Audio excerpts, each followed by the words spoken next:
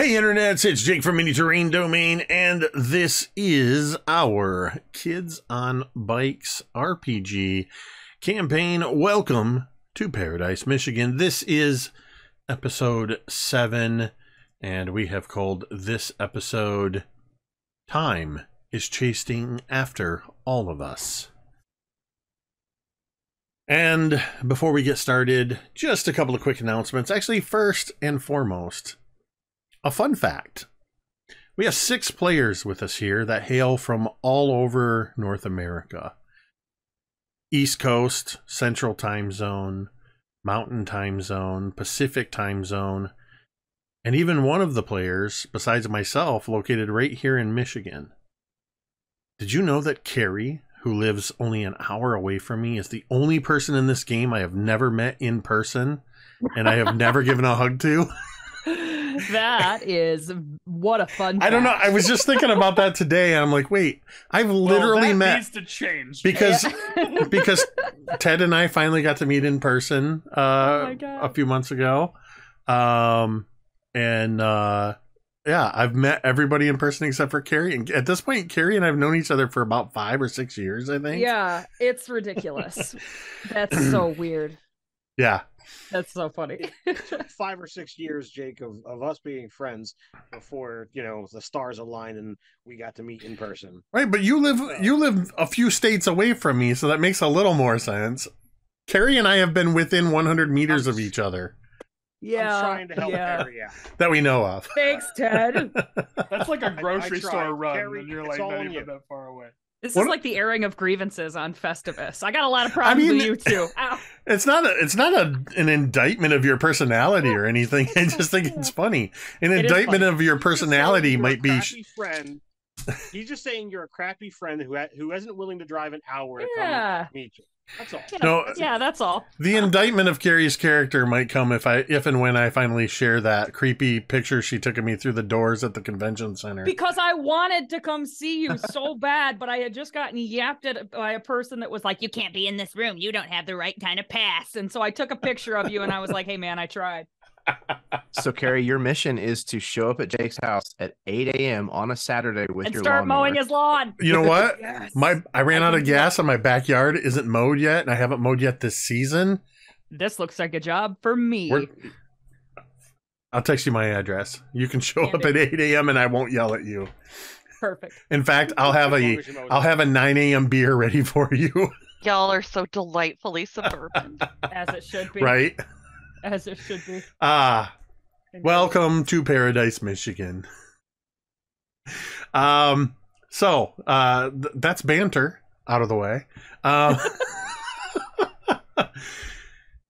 Couple of quick announcements. If you take a look over above Tamiko and M up there in the corner, you will see that there is a plus 15 and 2 of the terrain treats domain pops, plus 1 to fun. Those are, of course, the domain token. Oh, look good. It looks like our commands are working tonight. You can type !domain dice to see how you can donate to earn those dice, and then !domain pops. We'll tell you right now, these are adversity tokens that give you plus 1 to a check. Let's see.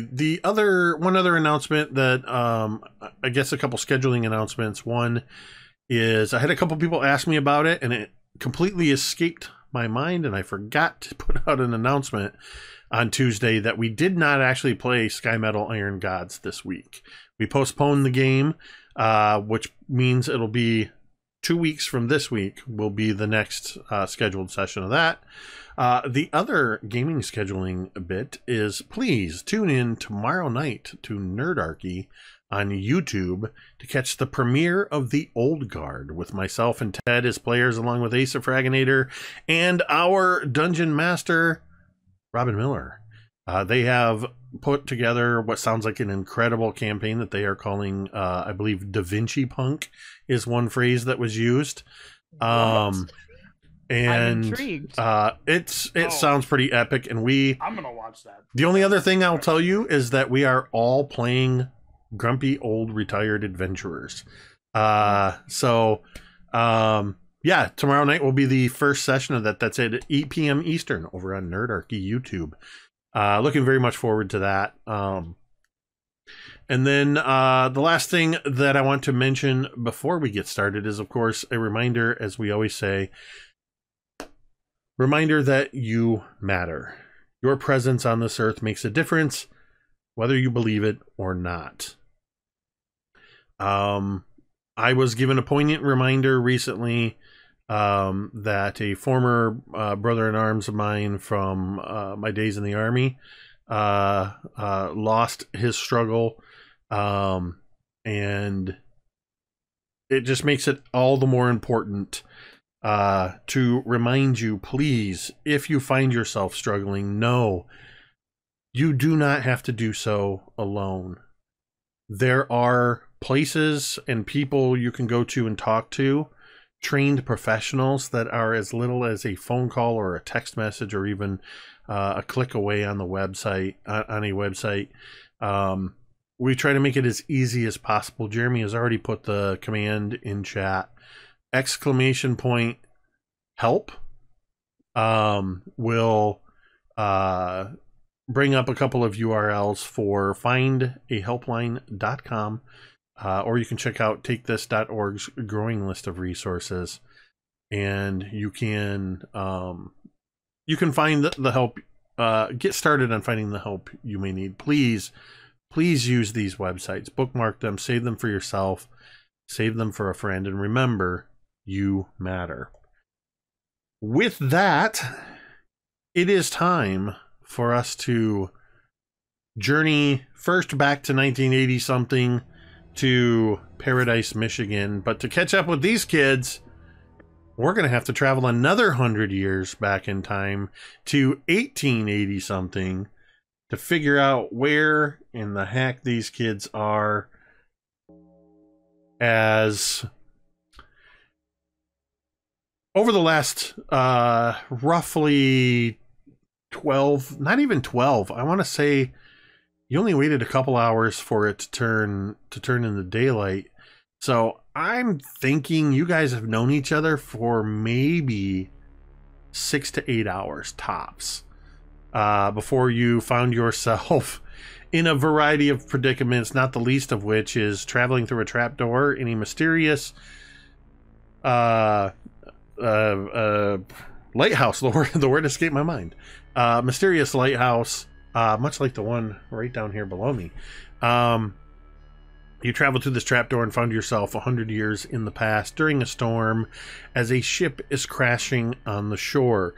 You waited until daylight and you did some interaction with the crew of the ship, meeting the captain and several of the crew, talking to some of them. You also met Heinz de Gauner, the lighthouse keeper, and several of the crew, including Christina, who Billy talked to for a little bit and learned that she was supposed to meet up with her sisters in Chicago, where they were hoping to open a bookstore.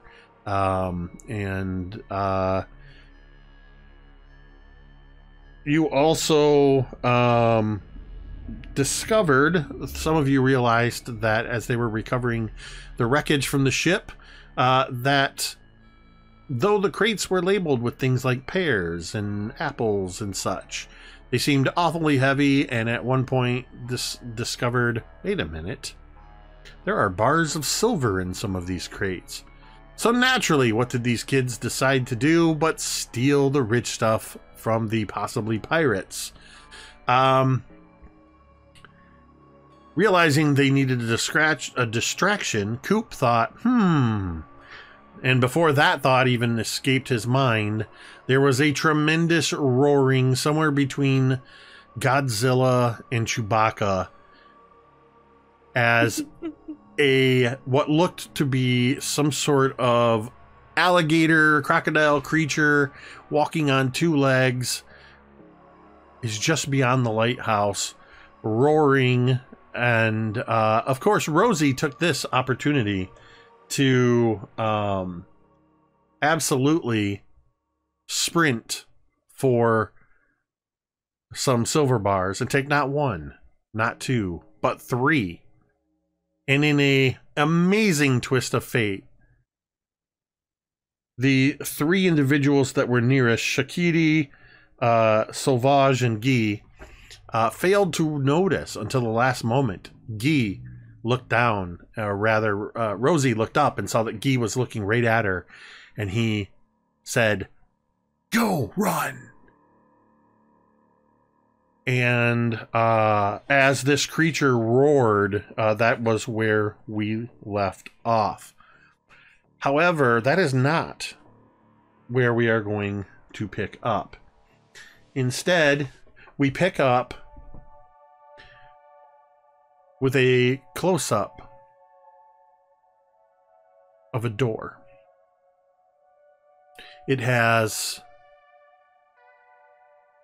a well-worn, tarnished, slightly tarnished handle.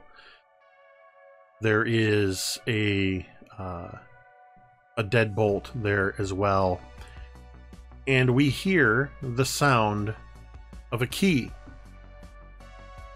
clumsily rattling around in the lock, first turning the key the wrong way, then turning it the right way, unlocking a deadbolt, and then unlocking the main lock.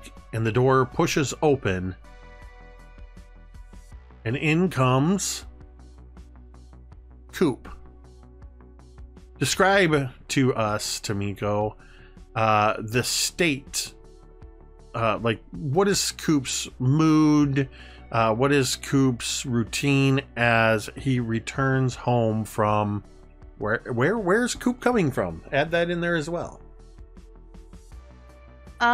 So this is probably the routine that Coop goes through whenever he comes home from school every day.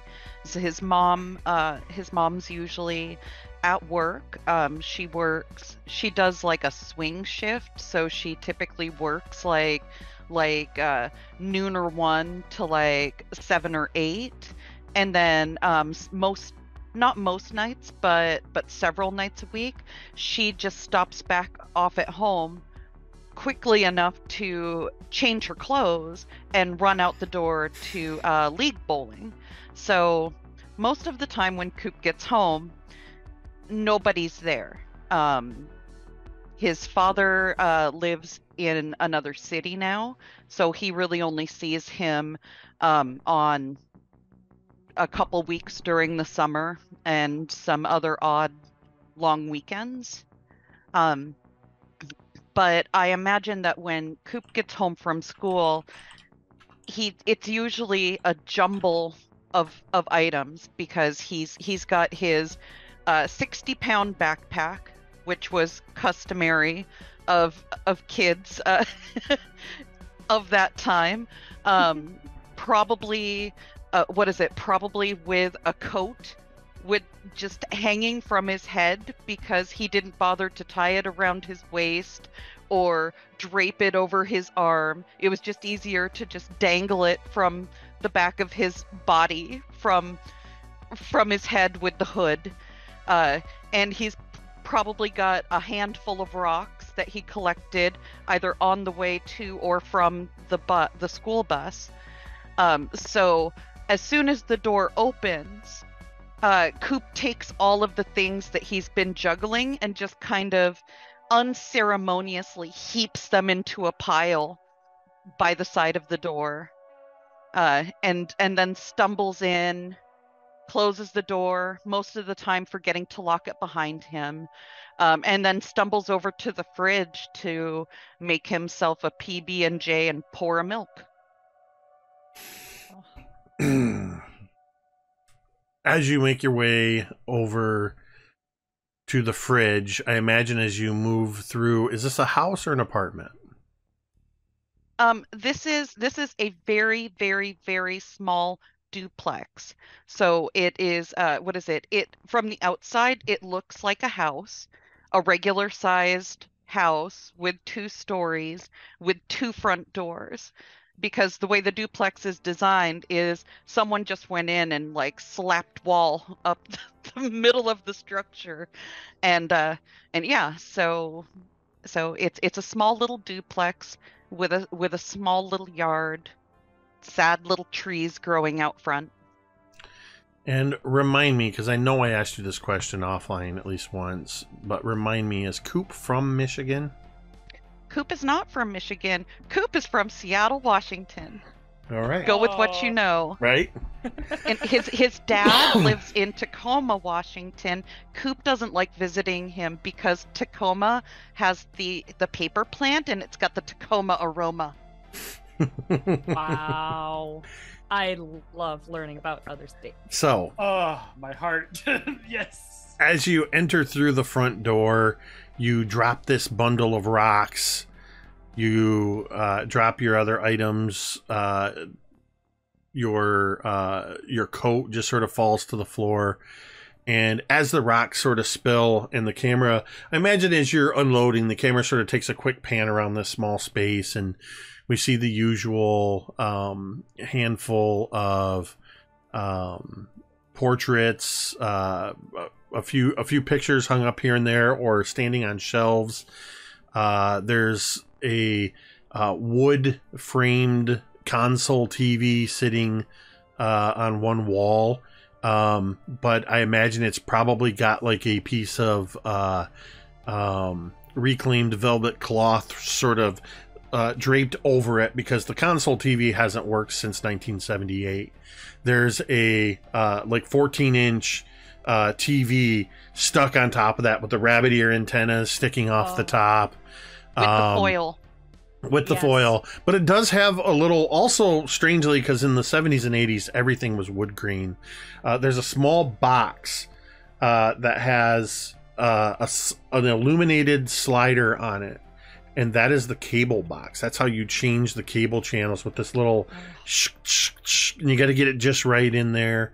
And it's got like this little, you can see on the side, because it's such a small TV, where the little cable splitter box is that screws into the back with the little where it says UHF. There's along these shelves, wherever we see various portraits and knickknacks, there's probably a handful, not too much to be overwhelming, but just enough to be impressive, bowling trophies. But in between all of these items are at least anywhere from 3 to 5 rocks of various shapes and sizes and colors. And in the corner, as the camera continues to pan around, there's a light fixture that was probably your mom's.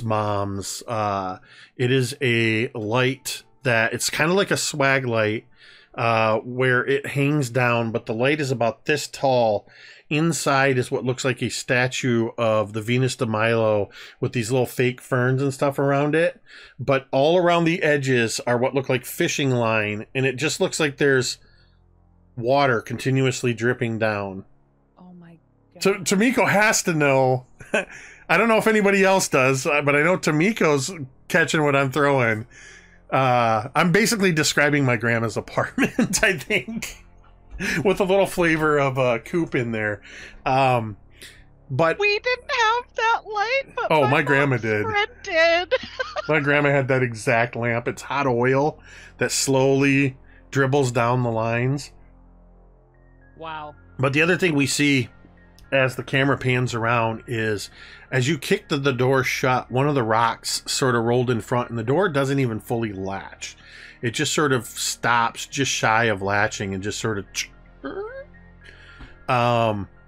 and then you trudge into the kitchen. You're already, by the time the camera catches up, Coop, you're already slabbing peanut butter and jelly on these on bread and putting together a sandwich. And there's probably some bags of chips sitting in there. Roll me a brains check real quick. Okay. Brains is middle of the road. It's a D8. So Oh, it's a 1. That's a 1, Jake. Okay.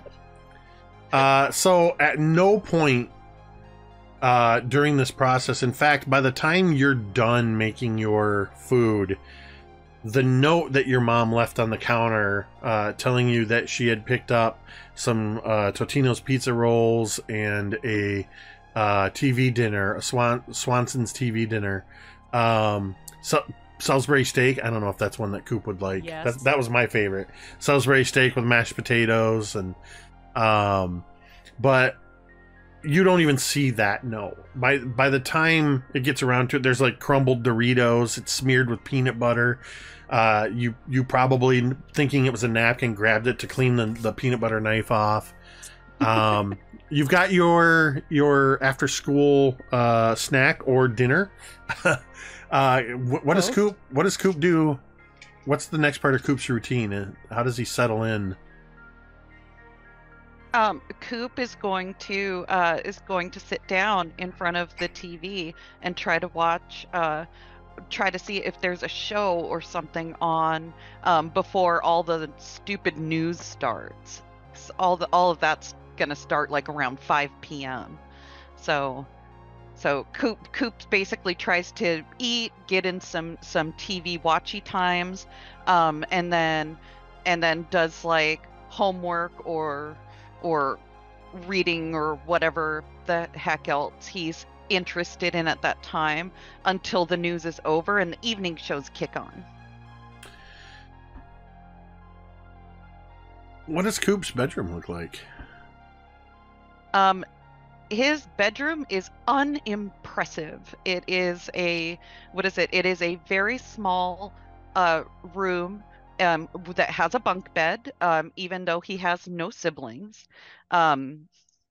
He's got a bunk bed, and he sleeps on the top because why wouldn't he? So he's got an assortment of different stuffed animals. Those are called stuffies nowadays, in a heap. On the bottom bunk, he's got a couple of shelves that have an assortment of piecemeal Legos, whatever he was able to pick up here and there, and a couple of his prized possessions, which are Star Wars figurines out of the box, because I'm a child. Right. I don't know how to collect, so they're out of the box. I don't know how to collect. That's awesome. Oh yeah. Yeah, absolutely. He's got the Jabba the Hutt set. Oh yeah, the one where you slide Jabba off and turn the little things on the front and the little gates open up. It's got the little plastic hookah that came alongside. Oh yeah. But I imagine Coop has and rocks. All the rocks. Coop has long since lost the little Salacious Crumb Quacky Lizard Monkey that came with it. Sorry, repping my Star Wars nerd. I had that same set. The little monkey man who came with Jabba, absolutely. Yeah. That's gone. Yep. Coop doesn't know who that guy is. It was little monkey man. That's a Cool Air return somewhere. Props on not knowing Salacious Crumb's name, but what he is. Of course. So proud of you. And he's got Fun Bun Leia, not Bikini Leia, but Fun Bun Leia in the white outfit sitting on the thing, because we haven't gotten the updated Leia yet. Somewhere in there, as you're going through your routine, we do pan to I imagine this camera is almost like an extra person. It's just kind of wandering through this duplex, and occasionally Coop moves through the frame, but eventually, after about an hour or so, the camera swings back around and we see that front door squeak open just a little bit. Oh. By now, Coop, you've settled down in front of one of your nature shows. Do you have a TV in your room, or do you always watch TV on the little living room? little Absolutely 14-inch? not. I'm going to take this opportunity to remind everybody that Coop is poor. So there's only the one TV in the It's bedroom. It's the one two TV in the with living room. Oh, sorry. Oak's the one that's got a TV in his bedroom. Right? Yeah. And somehow a portable one, That- even though right. He has a 80s. television in his kitchen. Right. So, Coop, you are glued to the TV. Wild America. I imagine at some point you either accidentally or eventually found the note from your mom, or maybe you just found the pizza rolls and the TV dinner. So that would be an option if you chose to prepare any of those things. But you are glued to the TV. It's past the news hour. It's in that 7 o'clock to 8 o'clock when you can catch the Wild America. And as you're glued to the TV and this door, it's kind of over your shoulder. Just swings open just a little bit, but on the TV we see a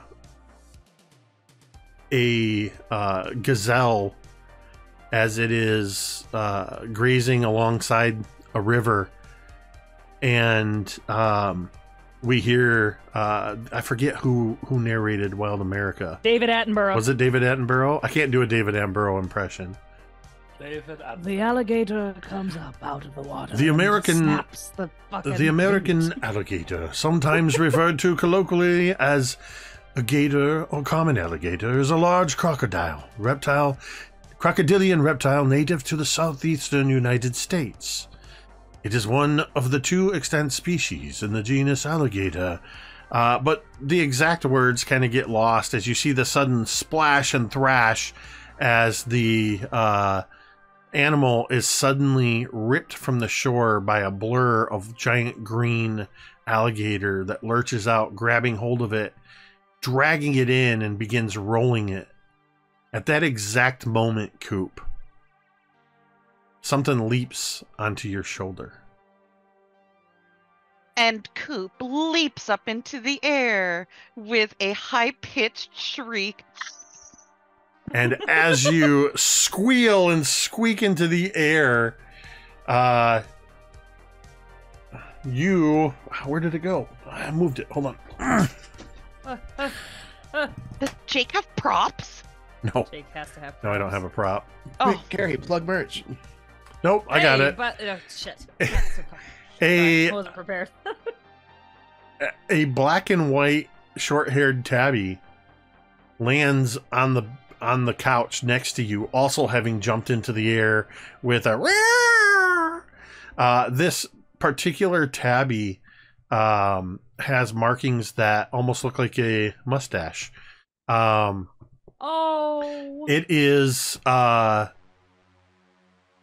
the next door neighbor in the duplex, Mrs. Wilkins' cat, Burt Reynolds, who has snuck in through the partially open front door, no doubt smelling some of your food. And this is probably not an uncommon occurrence.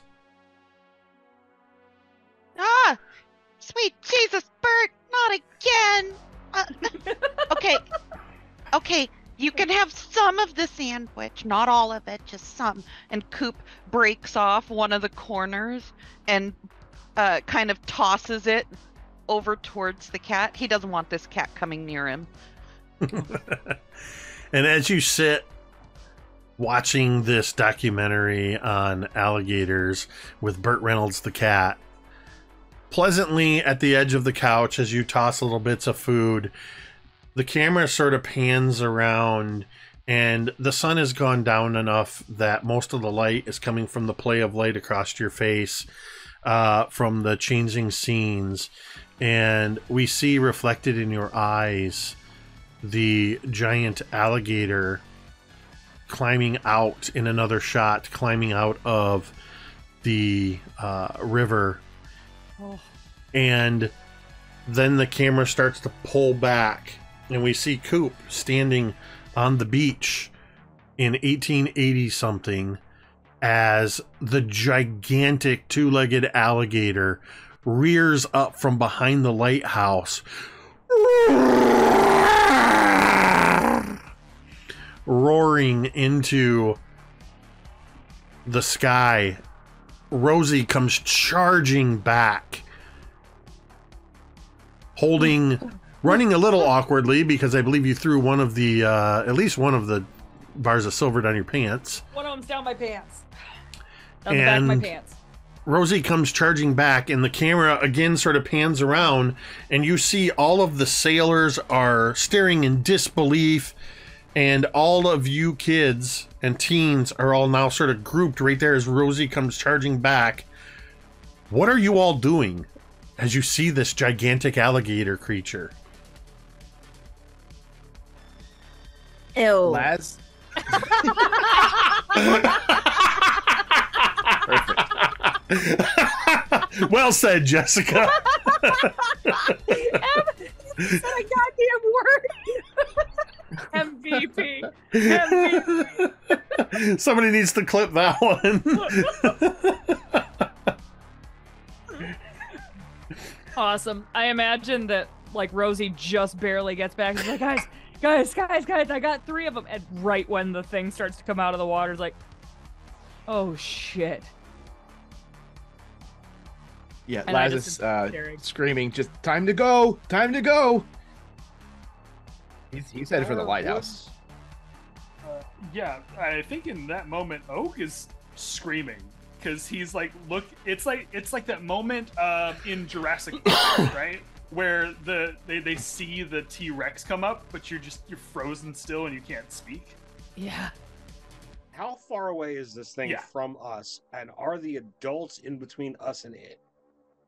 So to sort of give you just paint the scene a little bit, we've got let's set the lighthouse as sort of the center of our scene. Slightly to the north of it, just beyond it and towering above it, is this creature. Just down at the base of the lighthouse, a few feet away from it, is Heinz, who is also talking to the ship captain, Edouard Detroit. Then there's all of you within about maybe 15 or 20 feet of that. And then towards the shore, so it would be sort of more westerly, is where the makeshift encampment was from all the sailors, and that's where most of them are. So no, they're not between you and it. They're more like to your left. What are they doing in reaction to this thing screaming? Several of them are also screaming. Oh. Everybody is panicking at this point. Almost nobody is keeping a cool head. Jeremy, did you say that Laz runs towards the lighthouse? Yes. Rosie follows him. I follow Laz as well. All right. So Laz, Billy. Inside is the best semblance of safety that I could think of.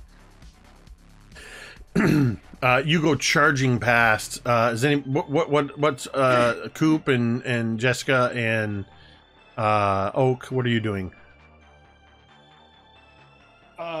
Oak, for a moment, is just stunned, but after he starts seeing the older kids run away, I think he's like gonna just reach for one of them, any of them that are nearby, and be like, "Don't leave me here." Oh Jesus! Oh, okay. I will help Oak. Do it, Scout. Do it, Boy Scout. Because of the way in which you narrated it, I'm going to require Laz, Rosie, and Billy to make a charm roll to determine if you hear Coop, because you were the 3 that made the run first for the lighthouse. Good charm. Did you mean Also- Oak again? Yes. Yeah, sorry. Yes. Also, So similar, but we're like brothers. It's okay. Also, yeah, just ask Ted and Jeremy. They know what it's like to have your names mixed up for years. I don't hear shit. So, just a point of order. during this encounter or whatever we call it, unless you have something that allows you to keep a level head by spending adversity tokens, more likely than not, all of your decisions will be snap decisions, so you cannot take half of the number rolled, and no one can give you adversity tokens but yourself in order to improve your roll. Because I'm gonna say everybody's under a sort of fear effect from the gigantic Godzilla. Yeah, from the coming out of Lake gigantic Michigan. creature. Yeah, that's fair. Yeah. So we got a 1 from Rosie, a 1 from Billy, Laz, a 5. My D4 exploded for a 5. Oh, this is his save the cat moment. Coop. Except the cat is Oak. Coop, Oak. None of the three of them seem to have heard you as you sort of reach out. The three of Billy, Laz, and Rosie, boom, they're gone. So I whiff the air. Is that a failure? I mean, yeah, technically you all failed. Yes. So yes, you would all earn an adversity token. That was my first one. Jessica.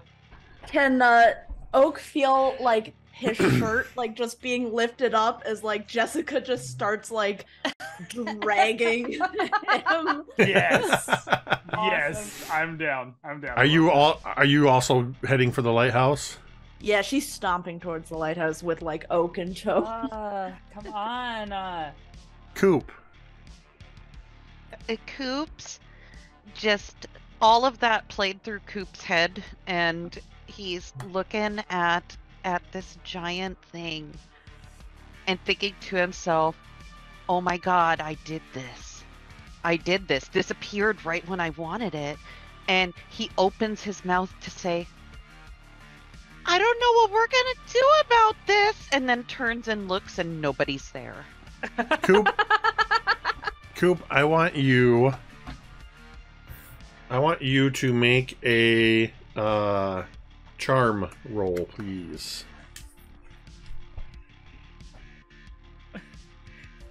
Seduce the Godzilla, Coop. What Charm is my D20. Okay. Yeah. You get Plus that 1. You get that nat 20. You now own the Godzilla. I didn't, Comes but riding it. I rolled an 18, so that's a 19. Okay. That's Darn awesome. charming. So that's a 19. And Coop's looking around, nobody's there, and he's like, we can't just leave it. Coop, Absolutely can. you Absolutely as can. you turn and you see everybody leaving you behind, you feel a wash of fear and loneliness rush over you. But it is not coming from you. As this creature, as you look up at this creature, its eye seems to be peering right down at you, and you sense in your mind fear and loneliness washing down from it as again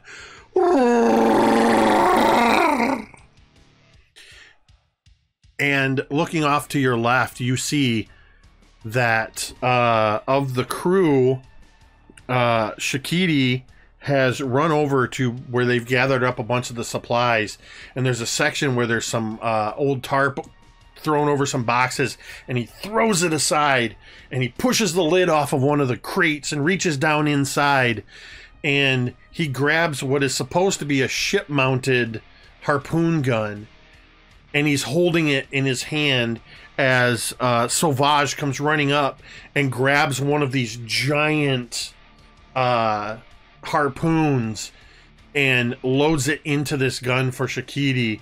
They're in the process of doing that, and you can tell it looks like they are going to try to shoot this creature. No, they can't. And Coop's gonna go running. He's gonna haul his little ass as quickly as he can to try to get between them and the thing. Now, if they decide to shoot over Coop's head, he can't do anything about that. But he's gonna put himself in between the monster and the crew and throw his little arms out and go, "No, stop, don't." What is your flight score? It's a D10 plus 1. Okay. Make a flight check. 4. You are running through sand. So it doesn't even have to feel like you're running through sand. You're just running through sand, which is very difficult to do with shoes on. It's that loose sand. It's that kind of sand that's been beaten down by the rain from the storm. So when you stand on it, it's just constantly shifting underfoot. As you are running towards this thing, and as you do so, you hear this sort of fling, and you see a glint of metal go flying overhead as Shakiti fires the harpoon. And we're gonna see how Shakiti does.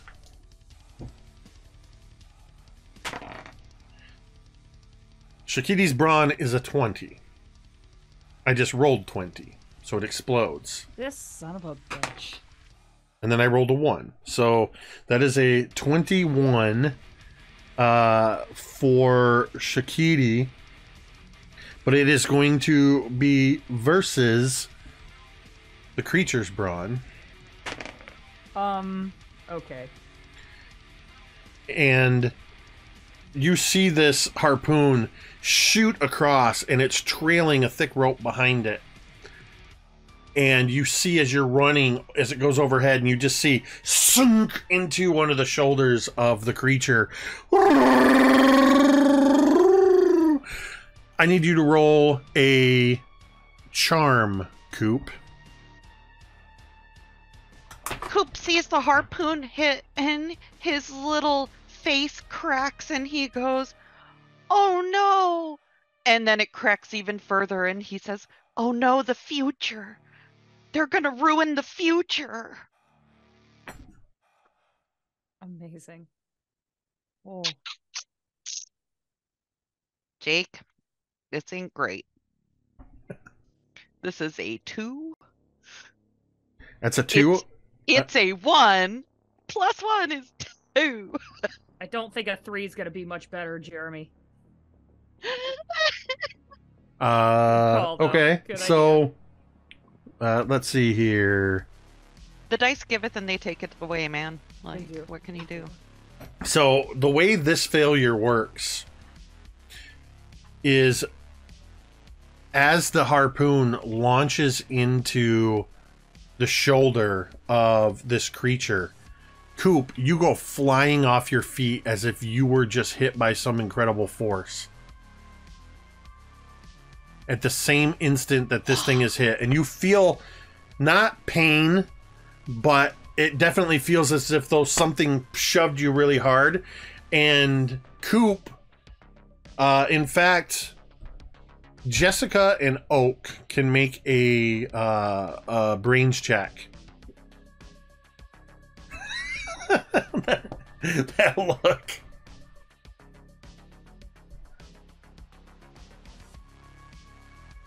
Jessica is all vibes.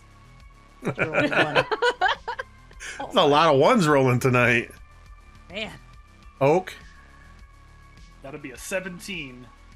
So as Jessica is hauling you in, you're the only one, Oak, that sees Coop suddenly running towards this creature. So as I you're imagine she's carrying me now backwards. Like, Yeah. she grabbed me, but like I'm facing the opposite direction, so I'm seeing Yeah. all of this happen. And I think that's when you see Coop running and Yeah. kind of going like this. You see the harpoon fired by Shakiti.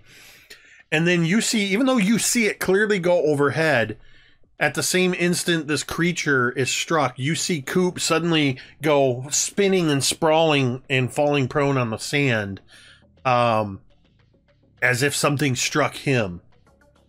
Coop, you are hit with a incredible sense, just that fear emotion washes over you, this time with pain and confusion.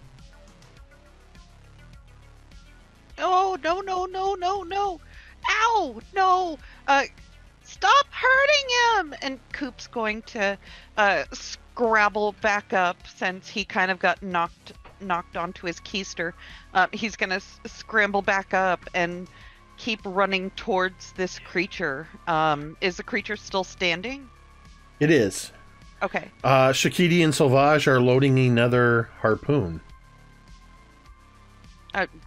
Coop's gonna try to get to the creature, and when he manages to get to the creature, if this thing doesn't eat him, he's gonna try to start climbing up him. Like Shadow of the Colossus. Coop, make me a flight check. Okie dokie.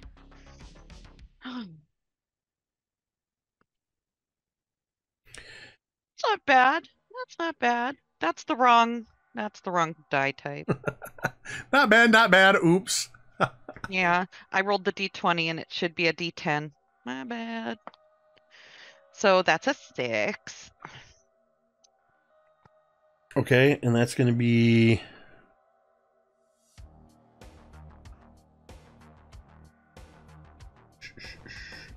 let's see. There's a question in the side chat from Jeremy that says, can Coop control the crocagator? That's all right. Try to make my way all the way up to the head and control it like Ratatouille. Your 6 is beat by Sauvage and Chakiti's 7. No! As there's another the next harpoon goes flying up, and I need you to make another charm. Sorry. Let me just double check. I'm good no, with no, charm. this is charm. This is charm. Okay. It is charm. I was just double checking. Like, don't make me roll lower, man. 9. 9. Oops. B.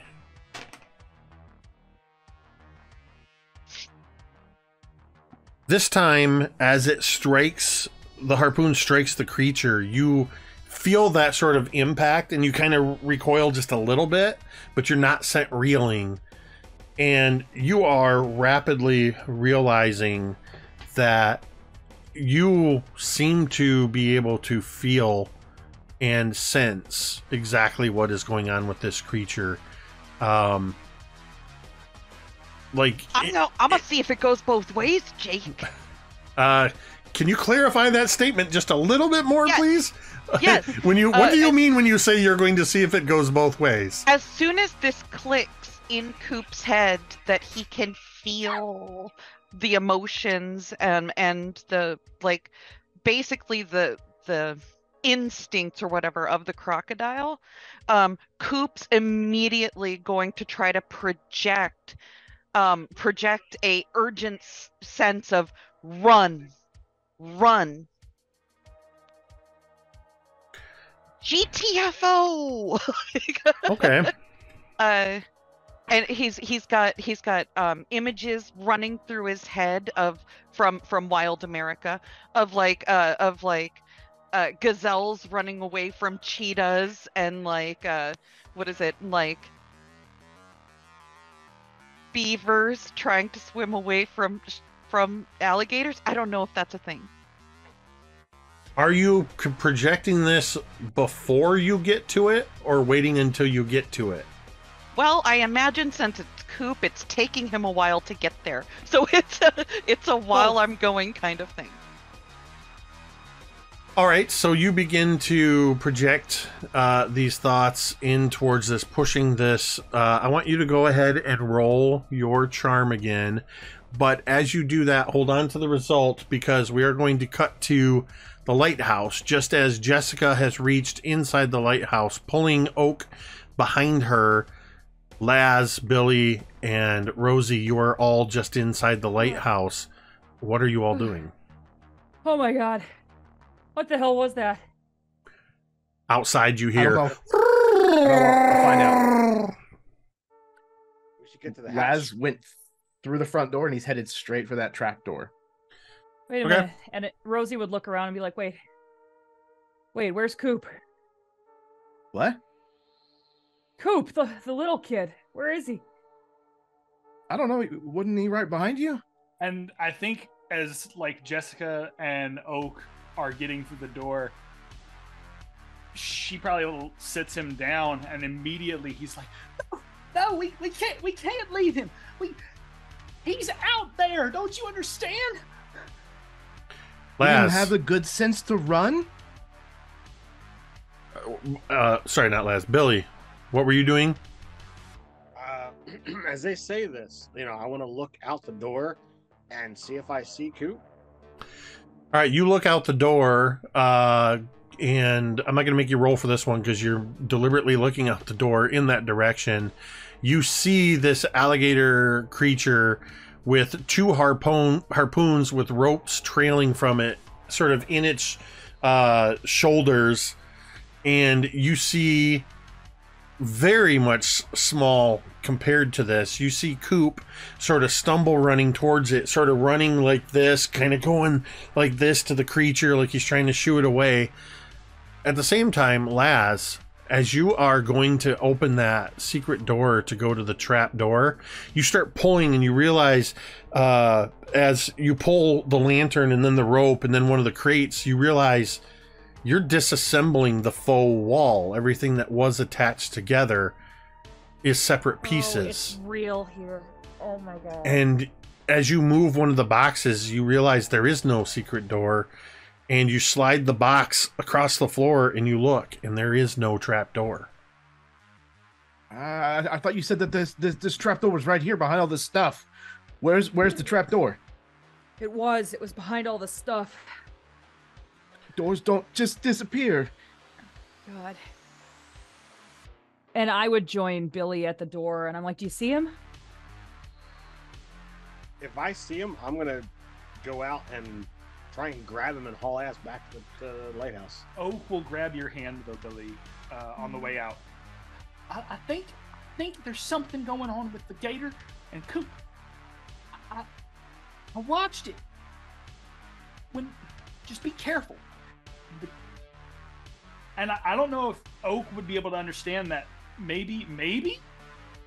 You tell me, Jake, with that roll that I did, would he be able to put two and two together that like something is inherently happening with Coop and the gator at the same time? I would say that you definitely know there's something up, Okay. but this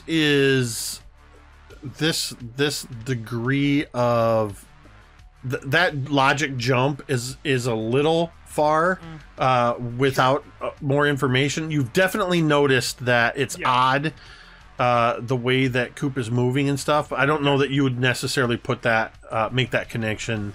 I just don't want Coop to get hurt. So just be like, just be careful out there, So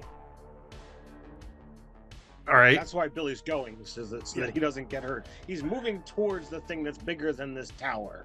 Yeah. He needs to come back with us. So, Billy, I need you to make a flight check. Yeah, I figured you were going to say that. I'm not good at this. Oh, exploded. It's a 6. Coop, make a flight check. Oh. Do you want the result of my charm roll or no? Oh yeah, what is your charm roll? 17. Perfect. And I'm rolling my d20 again for my flight, which is wrong. That's a 4 for flight. Okay. Coop, with the charm roll, those feelings of fear and pain and confusion that are flooding into you and have this unfamiliarity because they don't belong to you. It's as if you're looking at a blurry image through a telescope, and suddenly you adjust the knob on the telescope just right, and that blurry image shifts into focus, and all of those thoughts and feelings sort of merge in with yours, and you hear in your mind very clearly, "Help me. I'm so scared."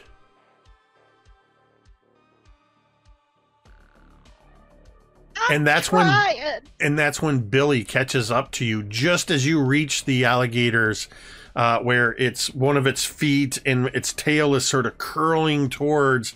It's actually, the tail's rapidly moving towards you and Billy. Billy, that's where you overtake Coop and catch up to him. What do you do? I want to just try my best to just pick him up and run back. Coop, Billy's picking you up off the ground. Are you going to fight him or let go with him? Yeah, I'm gonna fight him. What is he doing? This guy needs our help.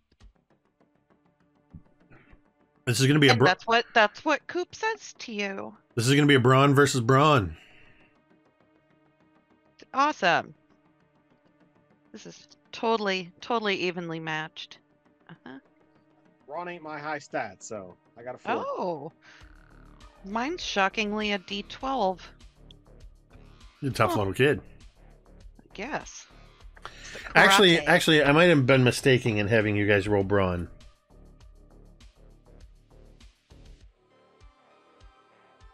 You should be rolling. You're gonna lower it to grit, aren't you? No, it's fight. Fight. It's fight. Sorry, you both should be rolling fight, not brawn. That's even worse. That's my D4, y'all. Oh. Okay, here we Well, go. it's still a 4. Mine's a 3. Oh, dang it. Billy, Coop is putting up a fight, yelling at you about this alligator creature needing your help. But you have. Totally see.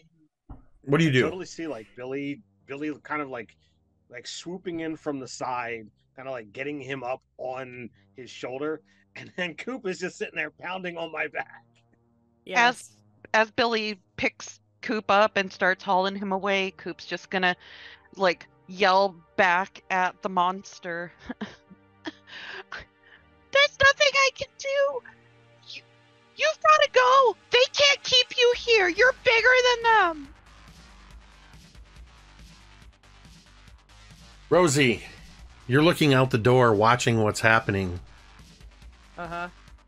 Have any Laz or Jessica or Oak, are any of you also watching out the door? What are you doing? Yeah, Jessica would be watching. What is going on? I can't tell.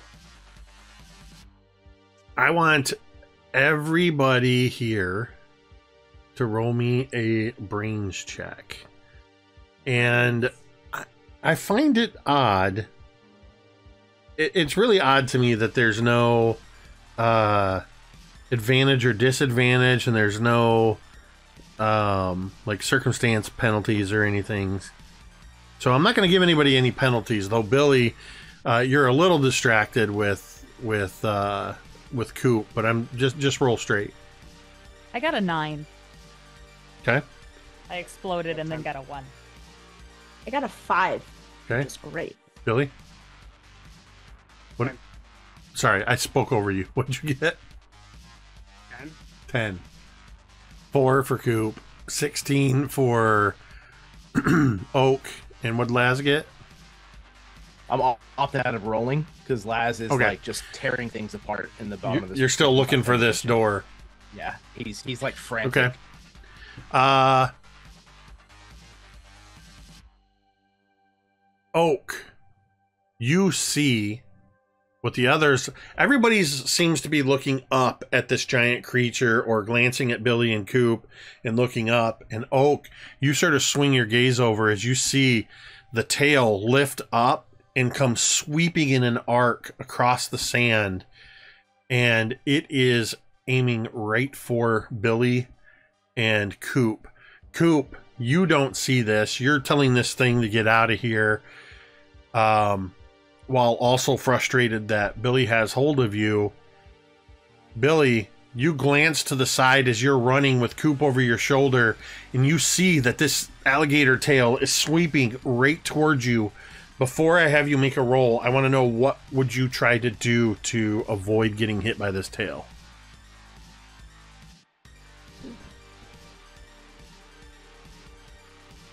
How is it coming in? Is it coming in like my midsection? Is it coming in at my feet? It came in from a high arc and is sort of, as it's basically, picture the base of the tail. The rest of the tail is sort of starting to lay down, and the whole thing is sweeping across the sand, kicking up a rooster tail of sand. It is swinging to where, and it's big enough, it would take you out from the waist down. The waist down. All right. Well, I'm gonna try and leap over it then. Try to push Try to push. Coop off my shoulder so that if it is going to hit me, it'll hit me and not him. But try to. I want first a brawn check, then I want a flight check. Oh God! All right. Brawn is going to be a 5. Okay. And flight's not going to be good. Exploded. That is a 5 as well. 2 5s.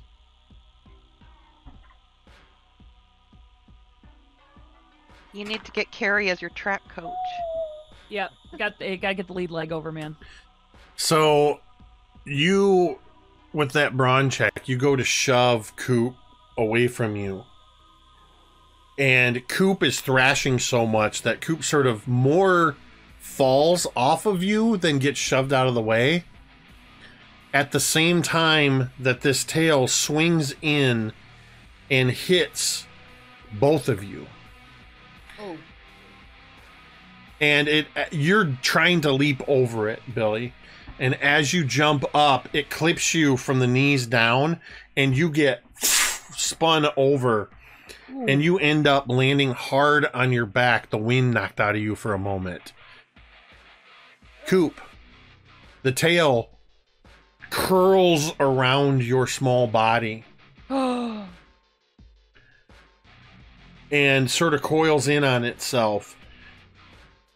Anybody glancing, picture almost like the camera shifts over to Shakiti and Sauvage, who, along with a couple of the others, Yvonne, Nine-Fingered Norm, Ingrid, they're all helping grab hold of these ropes.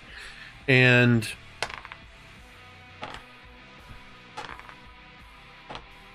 okay, and then the creature, you see them get yanked off of their feet, and the creature reaches up first with one arm and then with the other and breaks off one of the harpoons, rips the other one out. The others, the people get dragged along the beach for a little bit.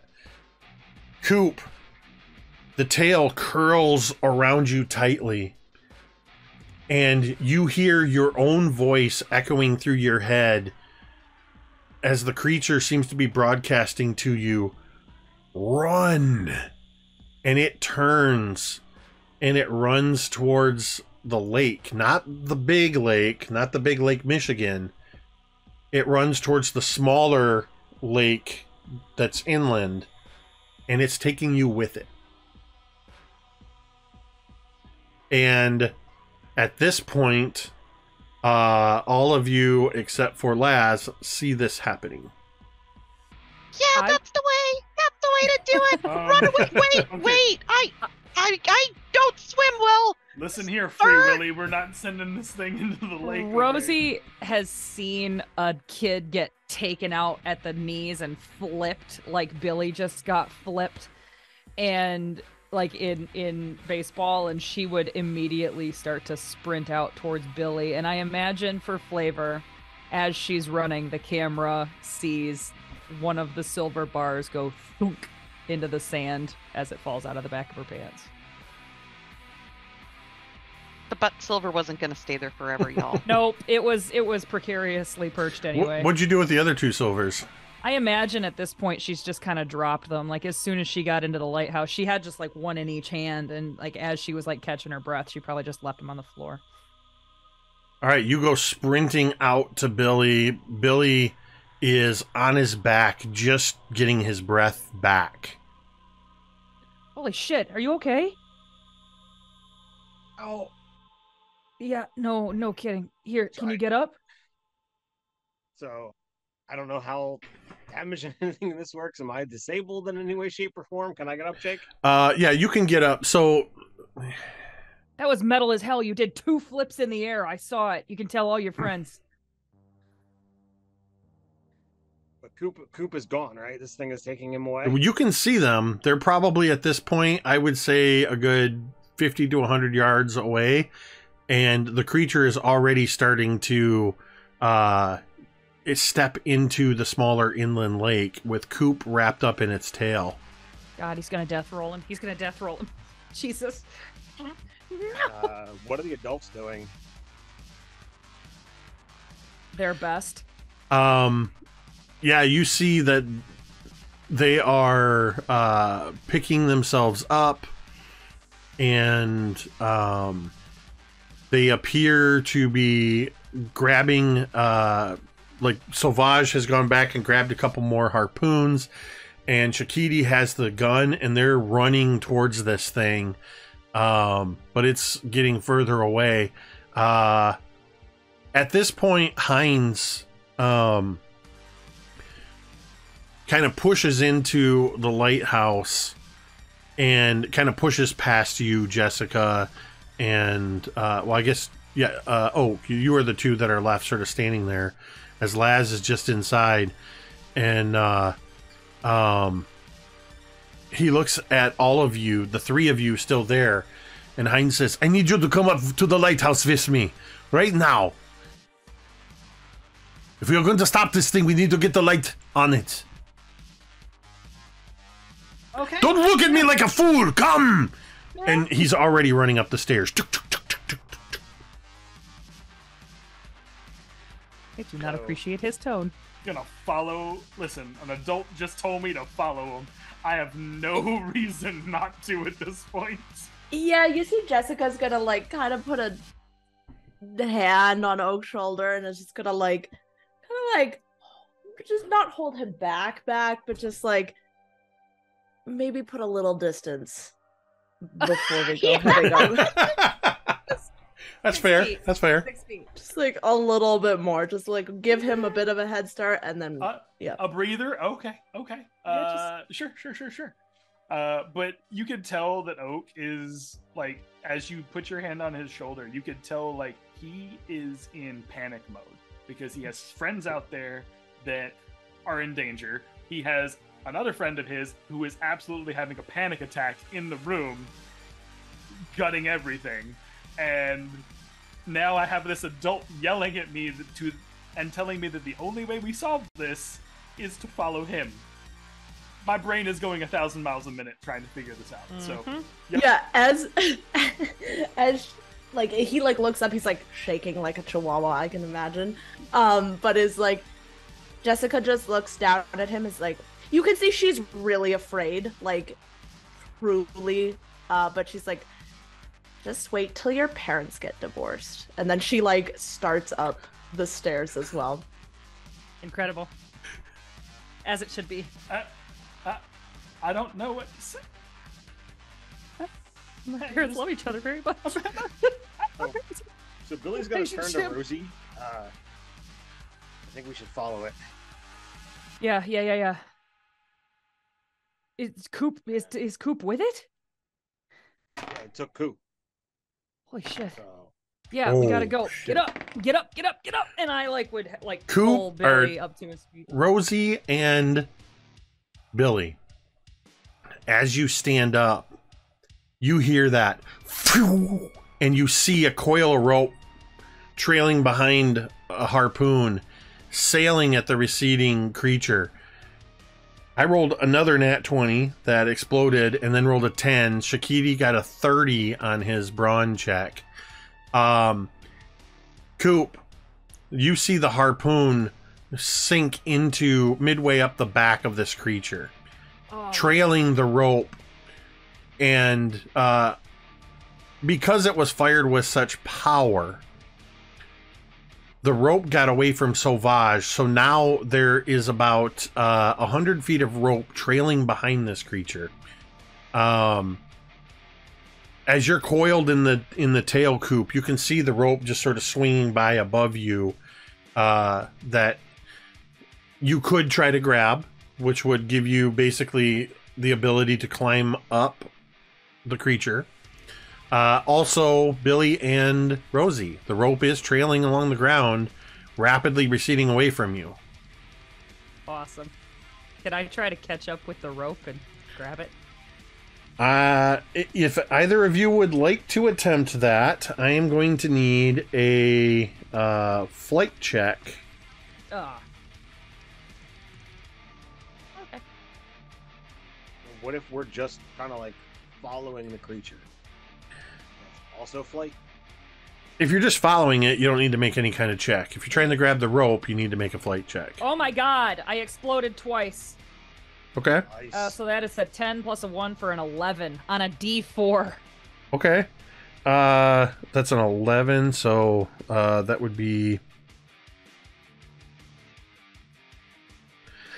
so yeah, that allows you barely have to run after the rope, and you're able to sort of scoop it up and do one of those action movie roll it around your wrist as you grab hold of this thing, and immediately I need you to make a brawn check to see if you keep your feet and basically sand surf behind it, or sand ski behind it, or if you absolutely do the whoop. Yep. That is an 8. 8? An 8. An 8 to hold on to the rope? Yes. That'll do it. You're able to grab hold of the rope, and basically you're sort of half sliding, half running, holding onto the rope. Billy's rapidly receding behind you. Mm-hmm. Coop, are you going to attempt to grab the rope? Coop is going to attempt to grab the rope. Make me a brawn. Yes. Make me a brawn check. He has abandoned the thought of climbing up this alligator and is now planning to slide down the rope to where Rosie. So, as you're doing this will be brawn. As you're doing this, looking down, you hear the sound of splashing as the creature is now in the lake, and you're getting wet because the tail is sort of slapping at the water and throwing water up at you. You have mere moments before you are pulled into the lake with this creature. 11. Holy. And Coop's vision is starting to like fuzz out on the sides because Coop does not like water. Oh my god. So, Coop, make me a charm check real quick. Okie dokie. Okay, that's 17.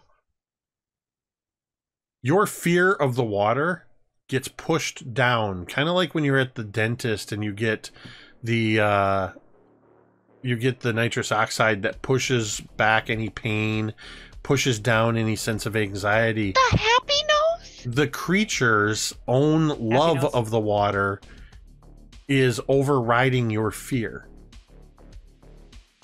You're no longer afraid of the water in this moment, which allows you to think just a little bit more clearly as you grab hold of this rope. And between Rosie having a hold of it and your smaller weight and the creature pulling away, you're basically able to almost to sort of hand over hand or almost zip line down this thing. I'm like, am I rope burning down this thing? I mean, it's the angle's not so steep that you're gonna get rope burn, because I've done that before and my hands just started itching saying that. Yes, for weeks. I did that on a ropes course one time. Does Coop like bash into Rosie? Well, hold on 'Cause before we Rosie's at get the end there. of this. Oh, okay. Because in that clarity, Coop, Okay. that comes with not being afraid of the water, as you grab hold of this rope and the tail actually releases you as it's straightening out as the creature's going into the water, you see on the left haunch, just as it's sort of stepping in, there's the sort of thicker alligator skin, the dark green on the top, and it gets lighter underneath. You see a barcode tattooed onto this alligator. What? And I'm sorry, what? you see a barcode tattooed onto this alligator, and it's hard to tell, but there appears to be next to it a tattoo that looks like a triangle with two spheres at with a sphere at two of the points. You just catch a glimpse of it, so that's the best you're able to pick as you suddenly start sliding down, and boom, you slam into Tira. You've slid right into a Pathfinder game. You slide right What into. the fuck was that? I don't want to slide into the Pathfinder game where No. they're at right now. Thanks anyways. You slide into Rosie, and the two of you go sprawling. And as you two go sprawling, and Billy kind of comes huffing a little bit as you're still kind of recovering from getting the wind knocked out of you, Shakiti and Sauvage come running up. And at this point, Shakiti looks like he's trying to get a shot, and he just can't seem to get a shot as the creature is quickly submerging into the water. You hear in your mind, Coop, and it sounds like it's getting a little further away. You hear, "You're not like the others." And it gets really quiet. It's sort of like, "You're not like the others." Shakiti and Sauvage come running up and look down at the three of you kids sitting there in disbelief, and then looking at this thing and uttering some curses and epithets in French and whatever other languages. And that's where we're going to take our break. Oh, I love it, Coop. Nice fucking action star, dude. I noticed in the side chat, Tamiko goes, "This was neither my plan A nor my plan B." Twas not. I had two plans. This was neither. Incredible. All right. We are going to take about a 10-minute break, and then we will be back to see what's going on inside the lighthouse. We'll see you on the other side.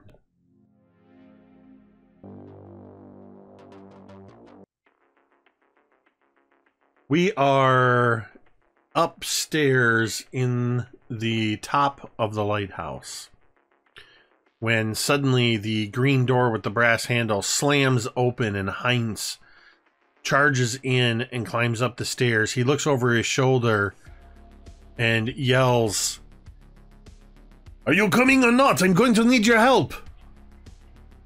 We're coming.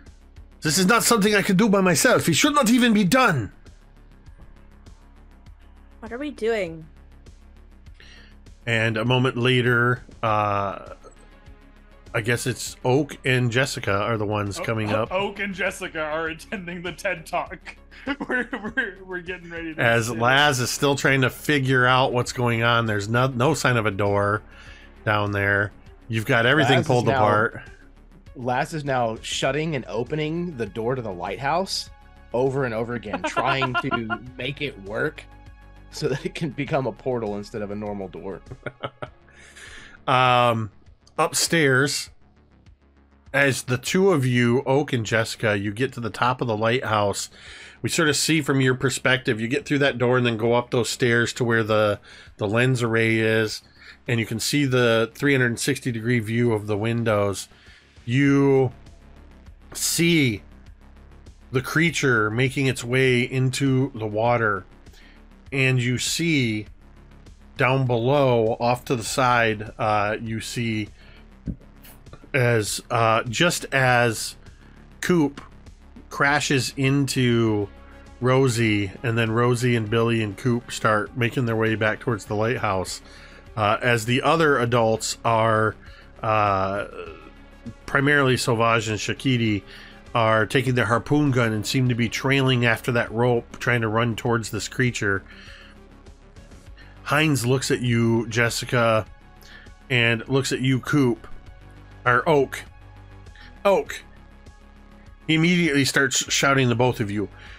You little one, over there, that box. Open up the box, the one on the panel that looks like a fuse box. I need you to open that up, and inside is a lever. I need you, when I tell you to, and not before, I need you to throw that lever up into the up position. You understand?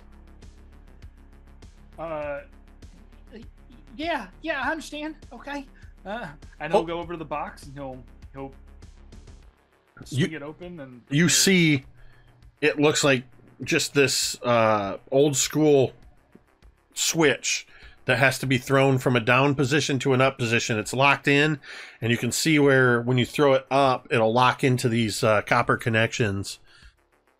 You, the girl one, come here. I have a name.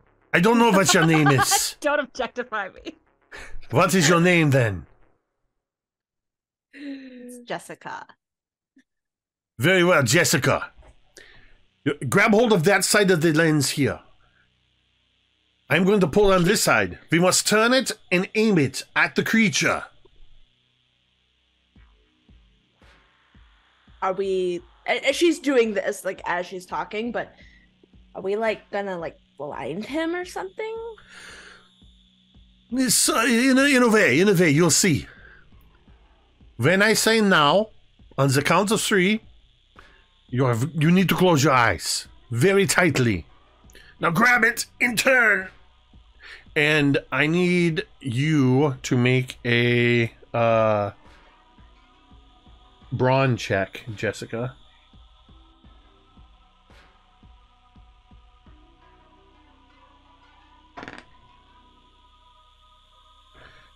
Look on your face. So what is it? I got a 3. Okay. And he got a 10. So you have a 13 combined. So you beat the 12 that was needed. As the two of you start... And you can tell he's doing most of the work. But you put just a little bit more into it. And it kind of breaks free. And you hear this sort of screeching sound of metal on metal. And after a moment, you feel it sort of break loose. And you feel like as you're turning this thing, there's some kind of gears or mechanism that you're working against. As you bring it around so that the lens, this direct part of the lens is aimed in that direction, you see Hines grab hold and sort of tilt the lens. And he's doing this in a way that doesn't look like the lens is supposed to be aimed. It's got a little bit of deflection, but it's a lighthouse. Light's supposed to spin around, not point at the ground. But he seems to be forcing it that way, and he looks right at you and he says, I need you to hold on to this everything you have. Get ready. When I say 3, you will close your eyes. Are you ready on the switch, little one? Badass. Yes, sir. We're ready and willing. 1, 2, 3. You throw the switch, and I need you, Oak, to make me a grit check, please. Oh, come on, man. Excuse me? Grit. Grit. Okay. I've not rolled that one yet in the game. I don't What is know. what's your grit stat? I got a D6, but Okay. I don't know, man. We'll see. Okay. We got the pops. Okay, I would like to use one. Because I don't know what I need, but I got halfway there, so I got 3 on the I don't know back. what I need, but I got halfway there. Yep. I don't That know sounds what like a I song need, lyric. You know, so if I can, I'll use some. Yay! Yeah. You quickly reach in your bag and pull out a domain pop. I eat a popsicle for. Okay, so that gives you a emotional plus support. 1 to fun. So you have a. Okay. Overall of 4 then. If I- Okay, so when you fail by 1, you fail, but not too badly. There might be some very, very minor short-term consequences. They won't shift the story for more than a minute or 2. You throw the switch, and it's only because the way you're standing, your leg brace is up against part of the railing coming up the stairs. And you basically create a circuit from the switch through your hand down through your leg braces to these railings, and you get a nice little jolt for a moment as you throw it. It's like in Home Alone, like Marv is sort of we see a skeleton for just a moment. I like to give myself. I love this. Yeah, you definitely your hair, Oak, will definitely be all. And you get a little singed at the fingertips and a little wide-eyed. Jessica, I'm not going to make you roll. But as you close your eyes, well, let me ask you, do you close your eyes? Because I'm not going to make that decision for you. Okay. That's good that you did, but as you close your eyes, even with your eyes closed, it's as if you're staring into the sun. And you feel the tremendous heat of this light coming from your hands where you're helping to hold it steady. I need Rosie and Billy and Coop to make me brains checks real quick. 3. The sun's coming out. 3. You're muted, Ted. My dice are not working for me today. I've got a 2. It's been a stellar day for rolling, y'all. I did the best. Arguably, I think Shakiti did this and doing the best this whole time. Yeah, I would say so. Coop, you hear, or rather feel, the creature in your mind still. For as you're running away with the others. But you are so focused on getting back, you all three are focused on getting back to the lighthouse. You don't see anything. Jessica, you and Heinz are blinded. I need 1 check of brains from Oak.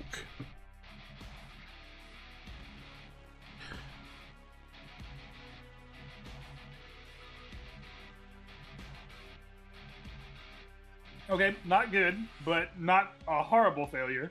That's a 7. Oh, But I've been electrocuted. So that's a success. It's actually the only reason you're getting to make the check is because the electrocution narratively kind of bugged your eyes out. So you're kind of, you can see what's happening. There's this sort of flare of the light, and you see, even though it's daylight outside, it's sort of gray and overcast morning after the storm. You see a beam of light. Like, light shouldn't be concentrated like this. This doesn't seem natural. As this light beam shoots out and completely hits the creature in the back, the light washes over the creature, and you see that there's a motion of the waves where the creature was in the water, and suddenly the waves settle down. It's as if the giant creature was in the water and was moving forward and just suddenly wasn't there anymore. Coop, you hear in your mind as if a million voices called out and then were suddenly silent. That quote of Obi-Wan from Star Wars goes in your mind as a Star Wars kid, because you feel the creature's presence in your mind and then it's gone. Just like that.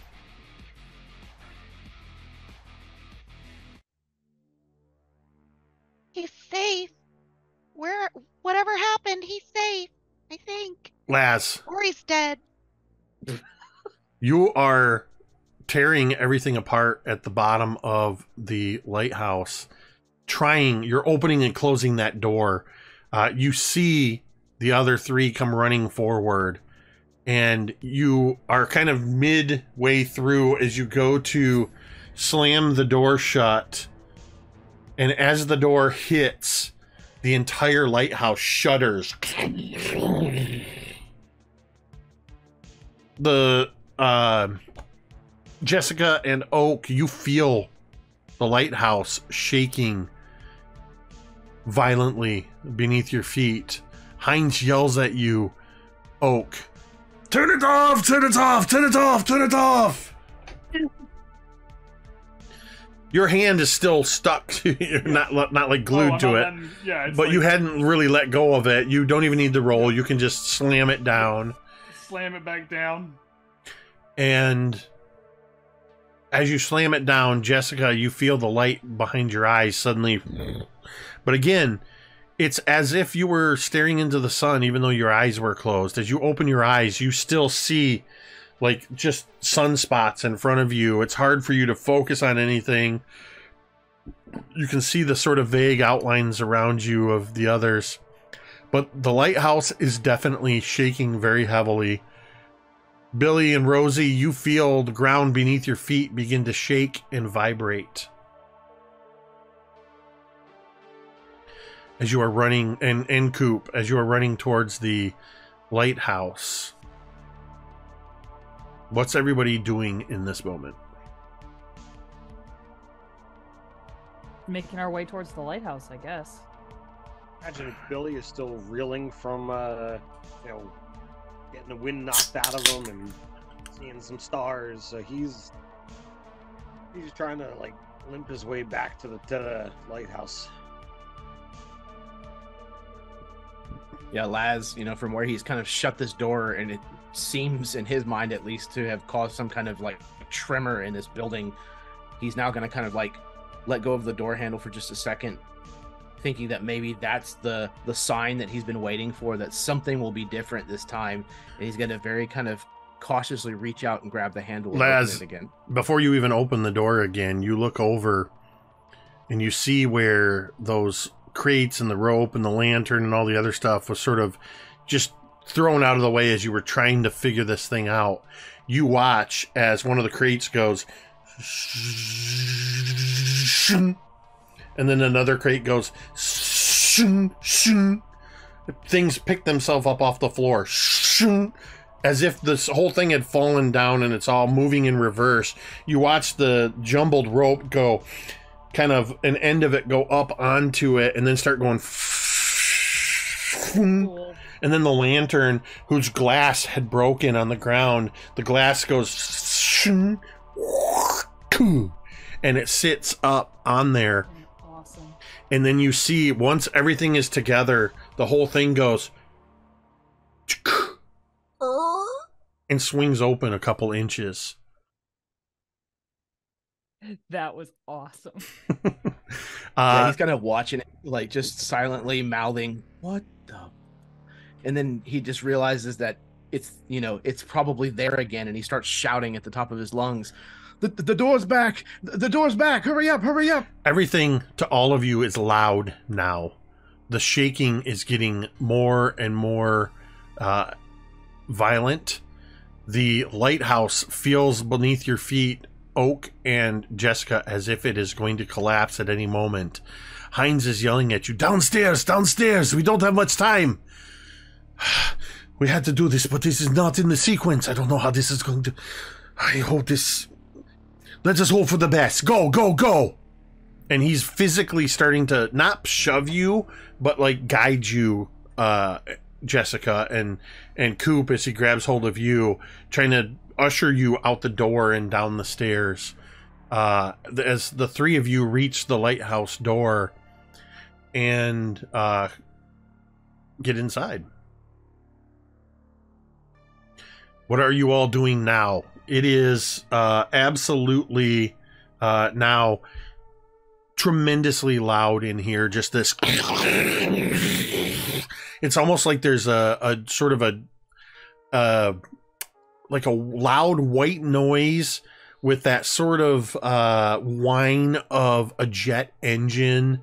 Throw in like the loudest tinnitus ringing that you can imagine.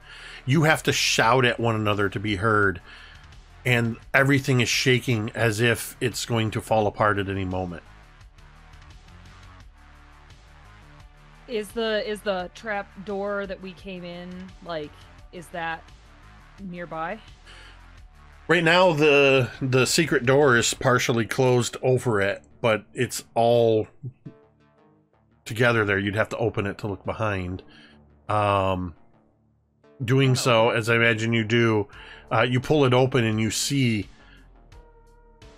yes, there is the green trap door with the brass pull ring on it. As you see this, and as you're near it, you hear a voice. You don't hear their footsteps, but you hear Heinz's voice calling above the roar. Wait, wait, wait, wait, wait, wait, wait.